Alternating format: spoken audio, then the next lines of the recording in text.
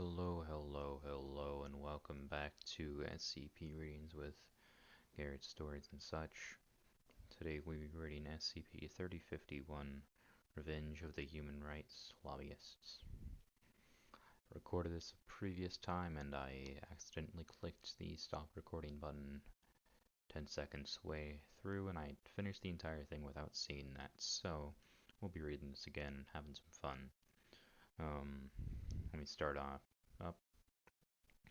Object Class Euclid. Special Containment Procedures. Foundation web crawlers are to monitor the communications of government officials worldwide, flagging sudden shifts in policy position for further review. If upon further investigation the official in question is found to have met with a known or suspected agent of the Manana Charitable Foundation within a short time frame of the opinion shift, Foundation agents are to administer the official Class A or Class B amnestics, depending on the length of time since suspected exposure. Private and public statements, contrary to previous views, are to be suppressed or discredited when applicable. The Medics Division has been instructed to develop an easily distributed inoculation to SCP-3051's effects. Research towards this goal is ongoing. Description: SCP-3051 is a weaponized cognitohazard employed by the Mana Charitable Foundation to induce artificial personality changes in government officials opposed to their humanitarian agenda.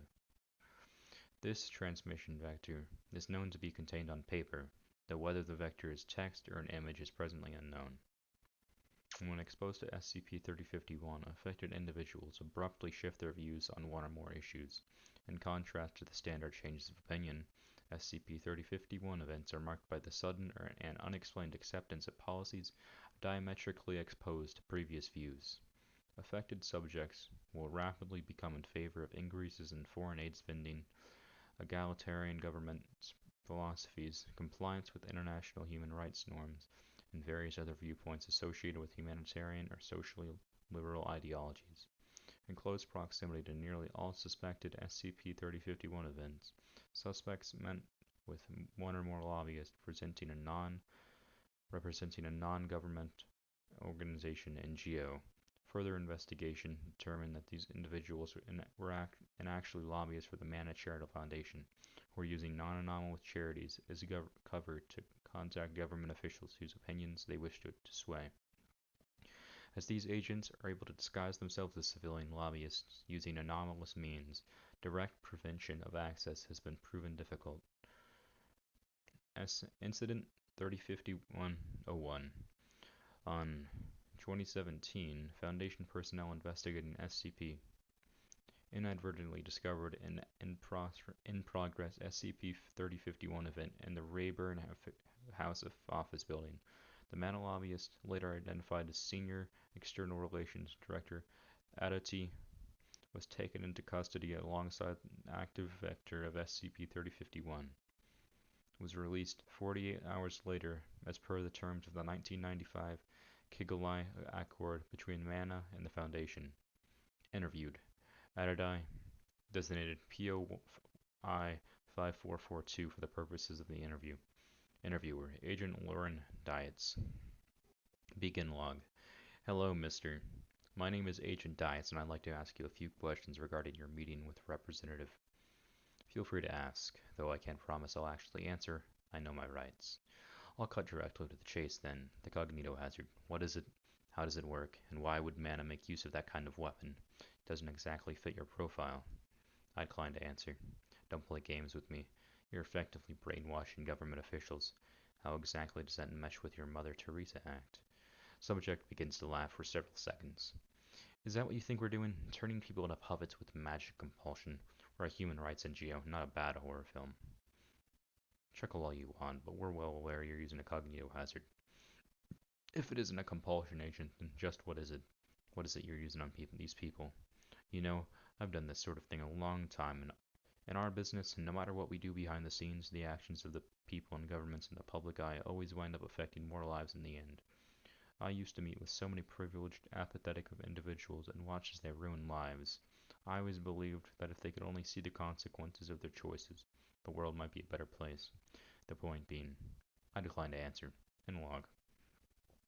Closing statement. Subject refused to answer any further questions and was later transferred to mana custody without incident. Okay, let's get right on to Addendum A. Addendum A. Prepared by the Department of Science, Memetics, and Info Hazards Division.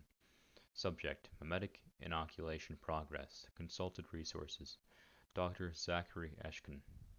Findings: following acquisition of an active vector of SCP-3051, the sample was provided to the Memetics and Info Hazard Division for study. Dr. Eshkin was prepared for the following report on progress towards a memetic inoculation against SCP-3051.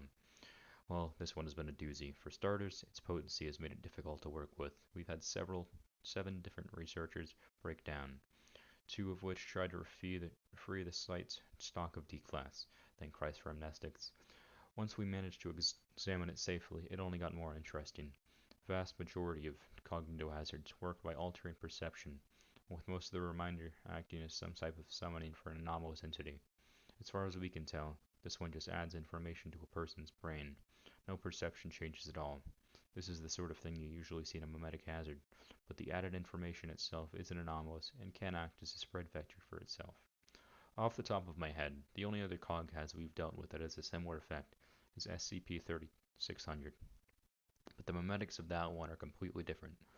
I can say with high certainty that this wasn't something Mana developed in-house.